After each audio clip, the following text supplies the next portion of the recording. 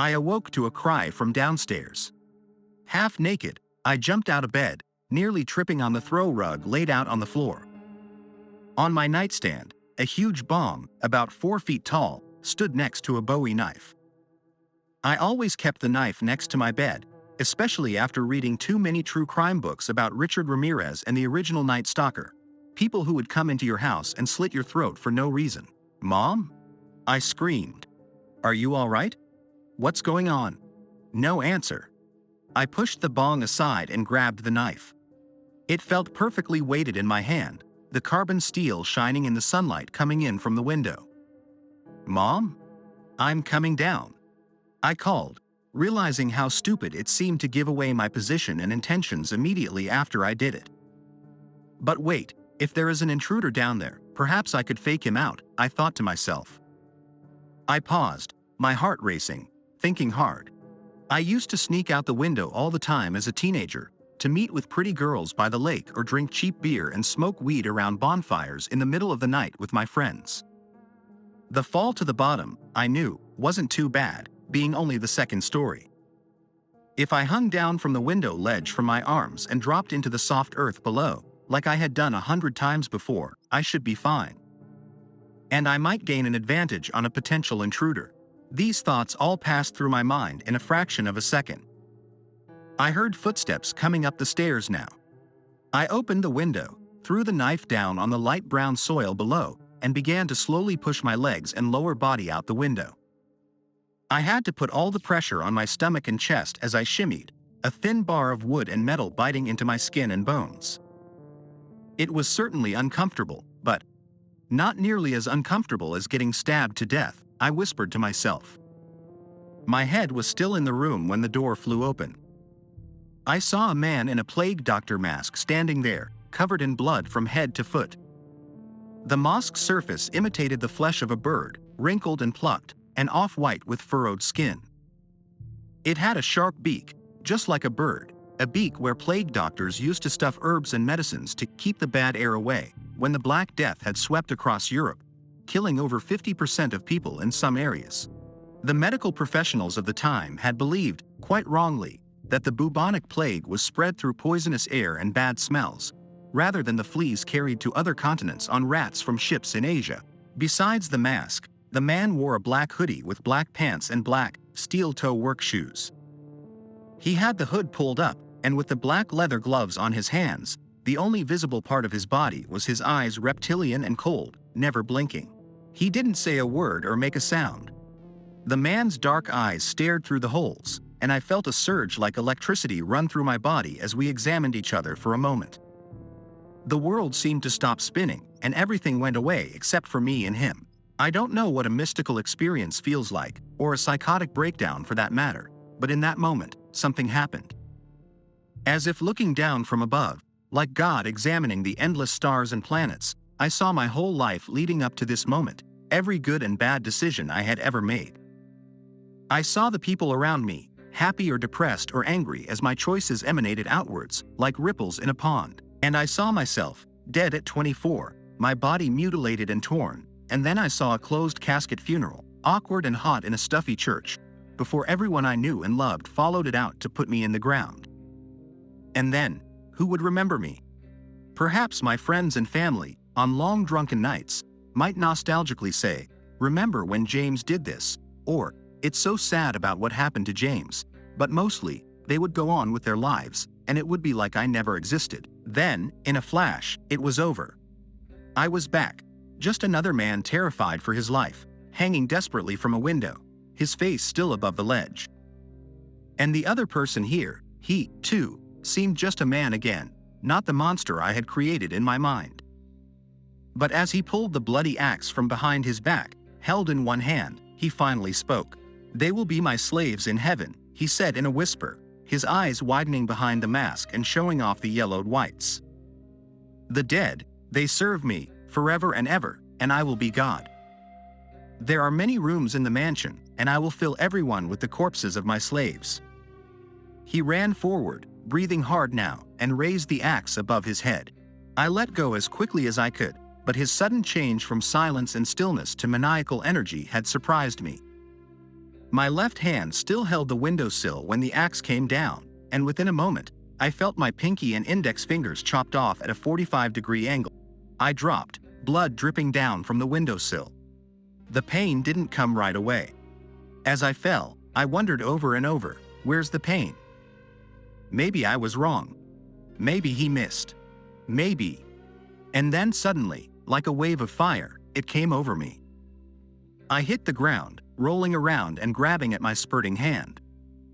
Trying not to cry, to keep my vision clear, trying to focus on survival, I took one deep breath after another, just like I did when I was hiking up a steep mountain and my heart felt like it might burst.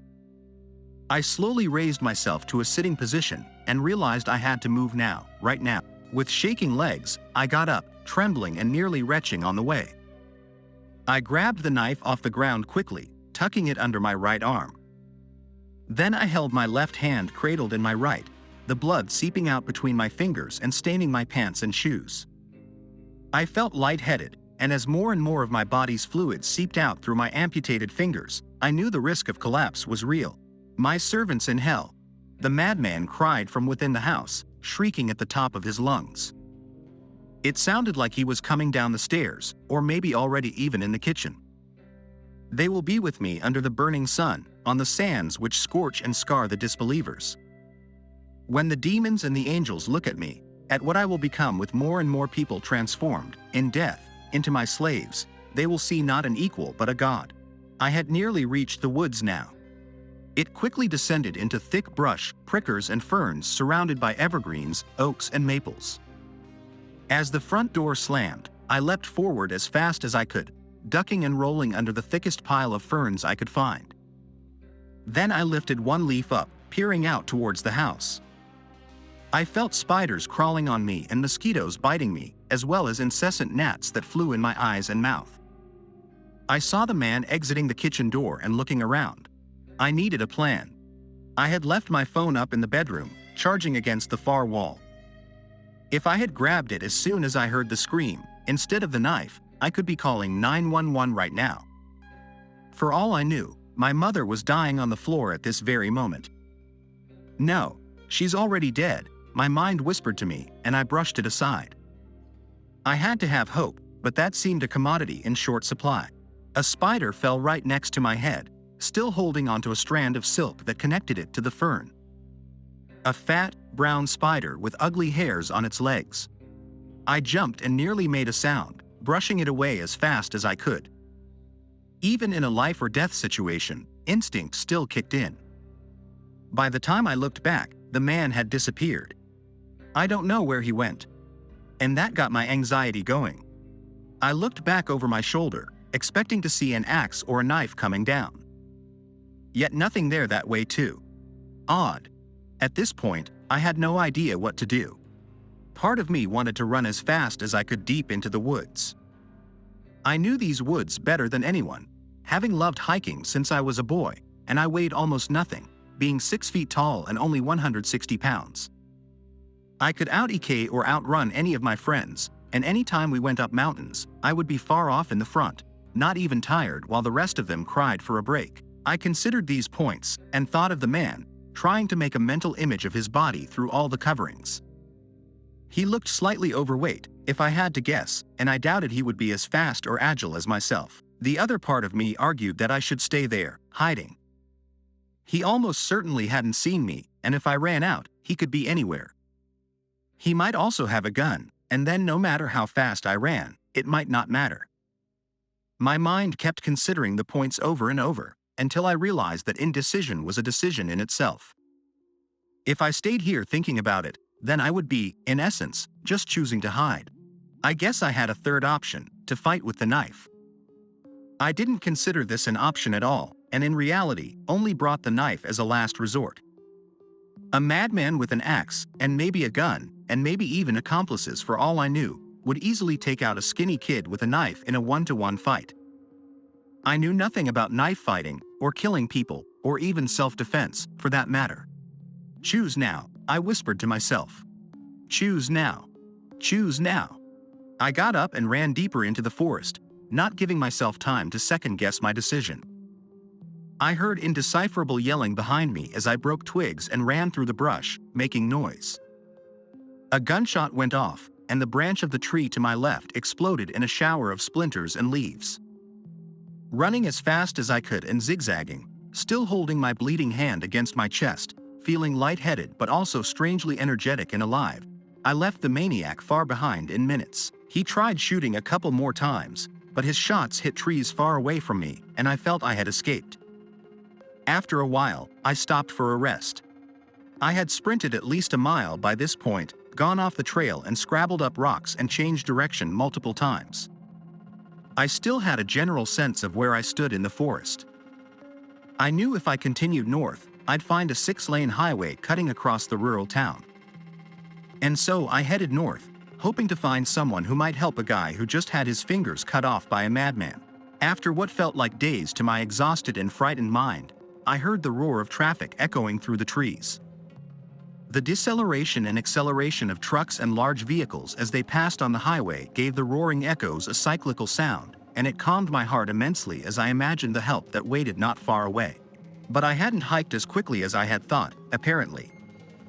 For as I reached the tree line, the man in the plague doctor mask came running from behind me, his gun raised, the bloody axe apparently left behind in his maniacal pursuit. "You will never escape from me," he shouted, pulling the trigger and hitting me in the back of the thigh.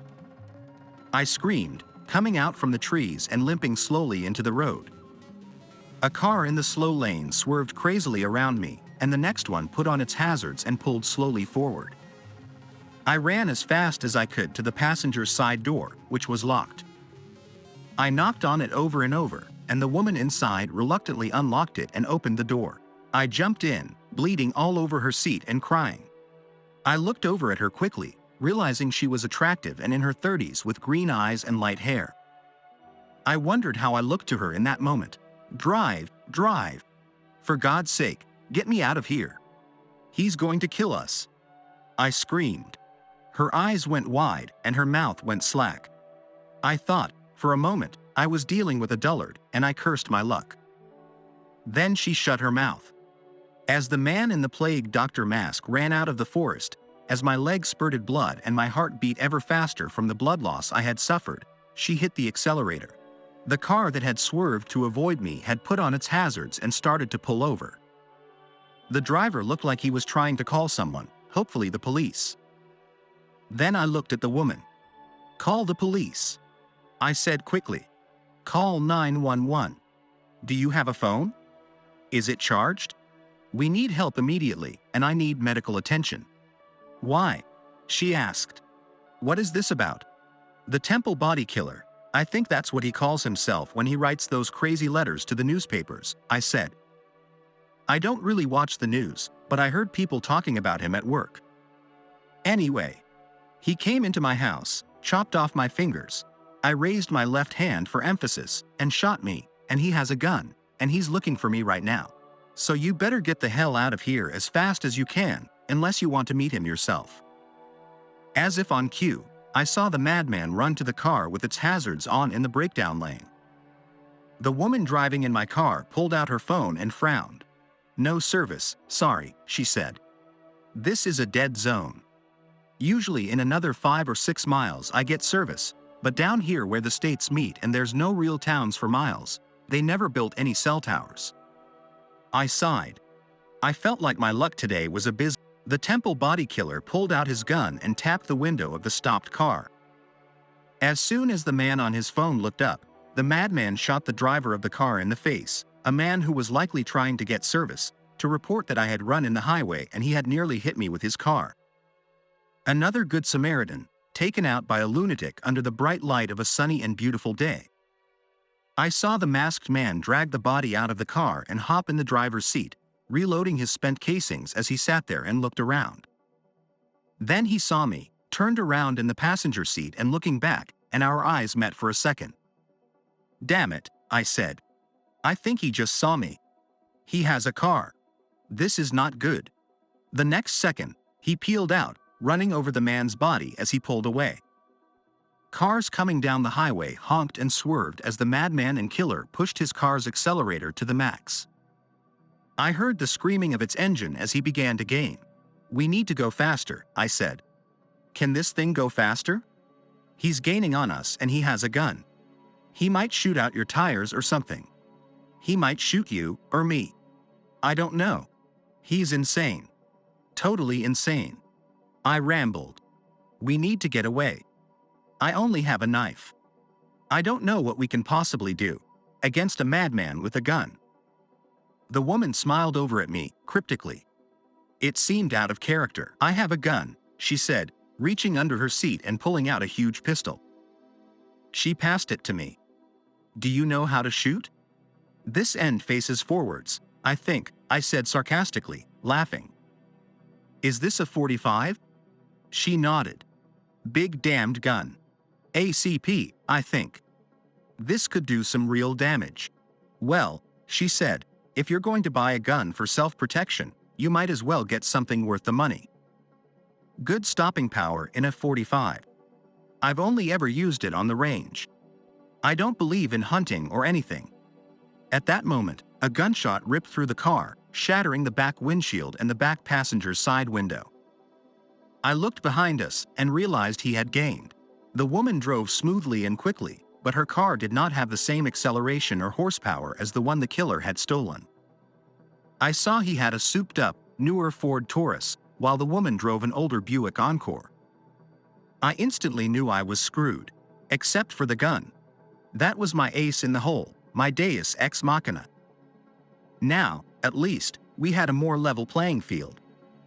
He had a gun, and I had a gun. He was insane, and I was not. I don't know who had the advantage, actually. Perhaps insanity might be an advantage in a one-to-one fight, as an insane person would feel no pain and fight like a rabid beast. But their logical thinking abilities may be compromised. So far, I had seen no way to exploit this in my adversary. He had shown no weakness, and even if I had to do it all over again, the only thing I felt I could have done differently was grab my phone instead of the knife. The Temple body killer pulled up beside our car, swerving in the middle lane as he raised the gun towards us. "Stay down!" I yelled as a shot blew apart the driver and passenger side windows. We both kept ducking as he shot over and over again, destroying this poor woman's car. But then he stopped, and I took my chance. Raising my head quickly, taking a deep breath in and steadying myself, I shot the .45 ACP through the smashed and broken window of the woman. She made a small cry and jumped as I fired at the madman.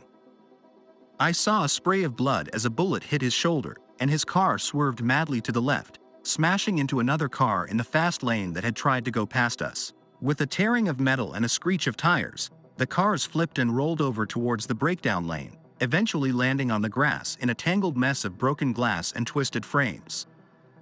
But by the time the woman driving the car had stopped, and I had gotten out, the Ford Taurus stood empty and broken on the ground. Blood stained the seat, and a hole from a gunshot went through the shoulder area, but the madman had gone.